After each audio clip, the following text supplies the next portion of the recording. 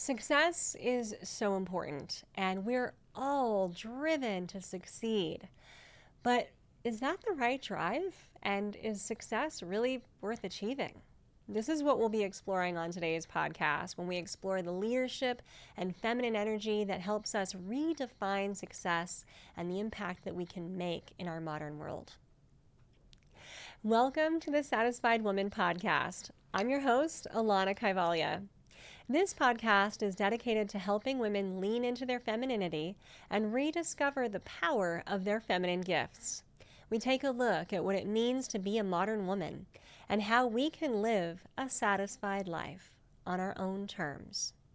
Visit the hub at thesatisfiedwoman.com. All right, I'm just going to come right out and say it. Spoiler alert here. Success is overrated. I get that everybody's trying to achieve it. We all want to keep up with the Joneses. And success has become almost an obsession in our culture. I think of early 80s movies like Risky Business and Wolf of Wall Street. It's obsessive. And we're real good at it. I know many people who have achieved some success, but what I don't know of these people is if that actually helps them be happy. I'm not sure that success and happiness are conflated.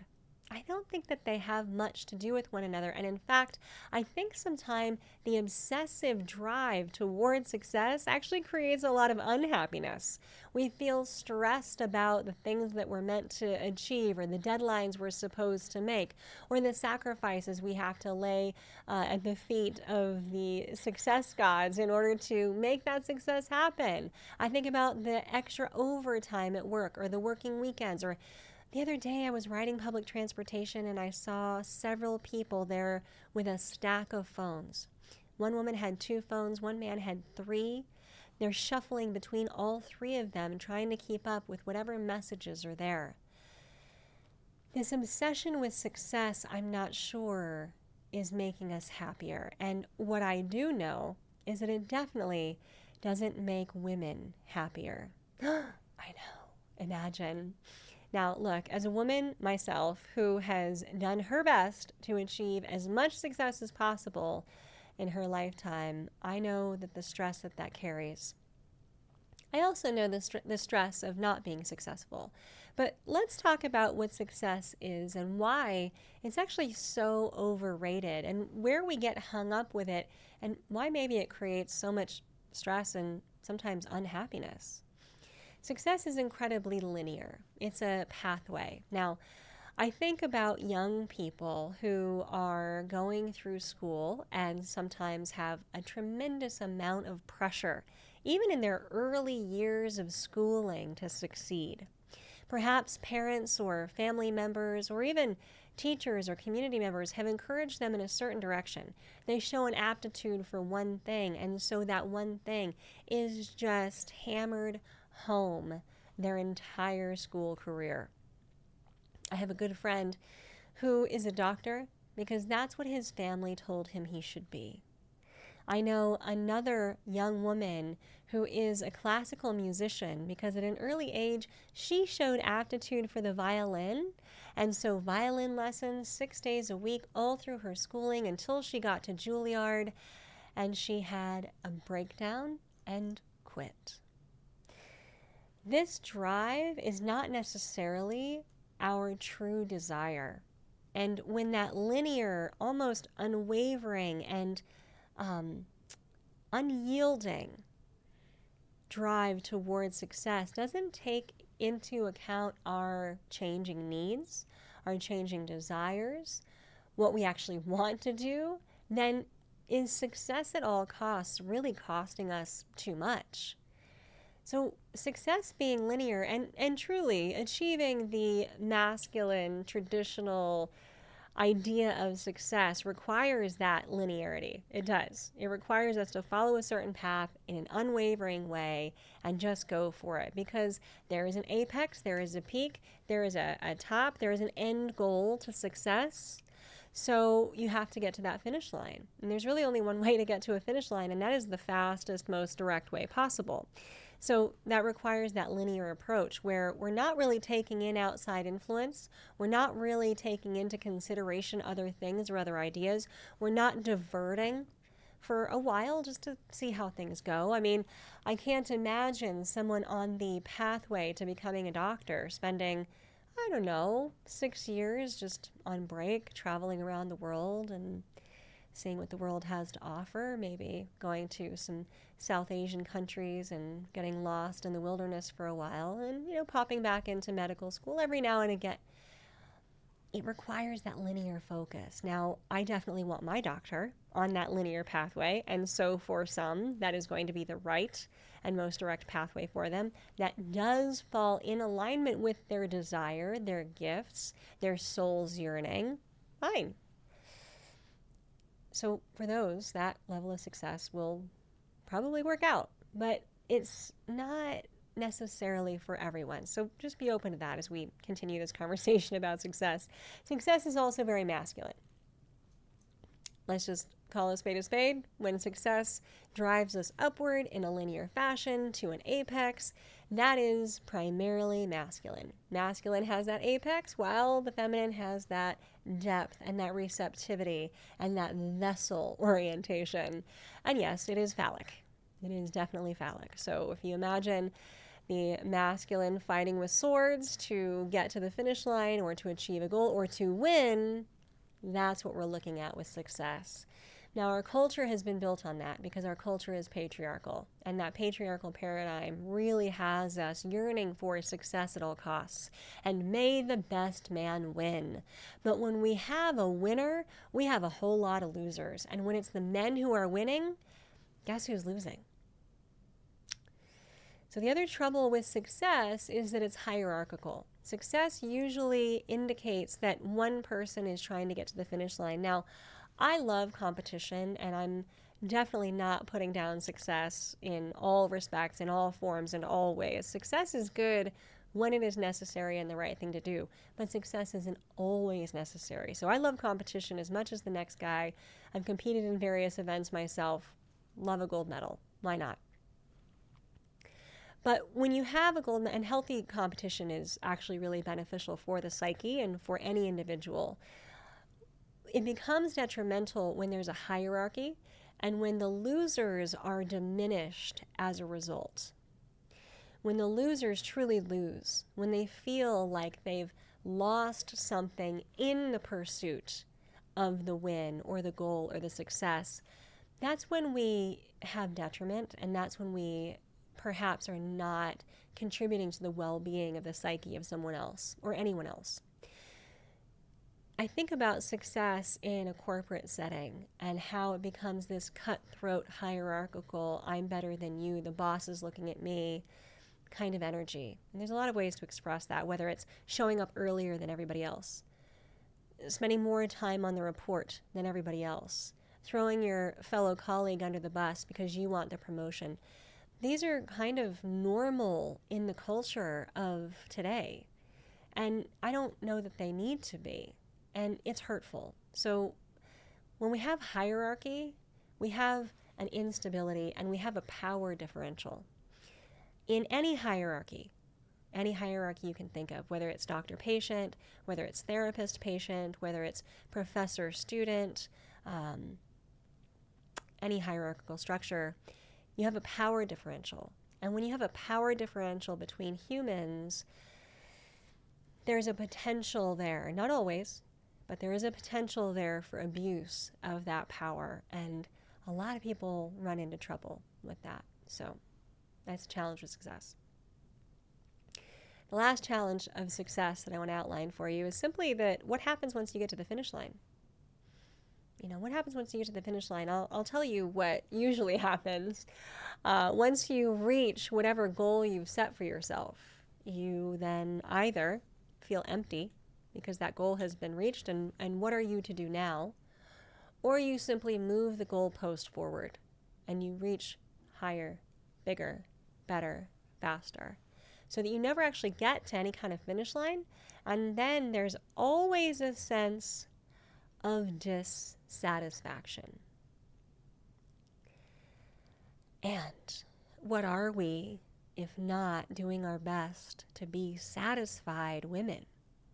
So let's talk about satisfaction, because look, in times in your life or in areas of your life or whenever it feels like success is the most important or appropriate road for you, go for it. Absolutely. But never forget the power of satisfaction. And I also really want to give you permission to just drop the success narrative in favor of satisfaction. Let's just do that. Let's just do satisfaction. Because let me give you the definition of satisfaction. This is, at least I think so, kind of a showstopper, game changer. So the definition of satisfaction is the pleasure derived from the fulfillment of your wishes and needs. Let me say that again, just in case you want to write that down. Satisfaction is the pleasure derived from the fulfillment of your wishes and needs. I mean, I don't know about you, but when I hear that definition, my whole body melts. My soul feels at rest. Whatever burnout I was suffering 4 minutes ago is kind of at ease now. I feel okay. When I think about pleasure, which is an inherently feminine experience, when I think about fulfillment is having everything that you desire around you, whatever that is. There's no limits to that. And specifically fulfillment of your wishes and needs, not just your needs, but your wishes. That's expansive. That's creative. And the needs piece, every human, regardless of polarity, every human wants to have their needs met. Getting needs met is probably one of the most important pursuits of a human being. So look, we're kind of covering all bases with this idea of satisfaction, and what we're letting go of is this linear, masculine, hierarchical finish line that leaves us dissatisfied.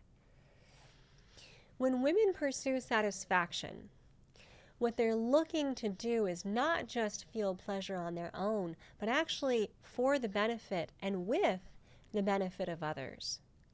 There's no hierarchy in satisfaction, because what's true about satisfaction is you yourself cannot be satisfied if everyone else around you is in misery. If everyone else around you feels like they're getting stomped on or walked over or diminished or devalued, they're not satisfied. And you cannot have satisfaction amidst a bunch of dissatisfaction. Women are known statistically. Look it up. Seriously, the facts are there. Women work together. Women work as a community for the benefit of all, whether it be in their community, whether it be in the workplace, whether it be in their own small businesses, whether it be in their family.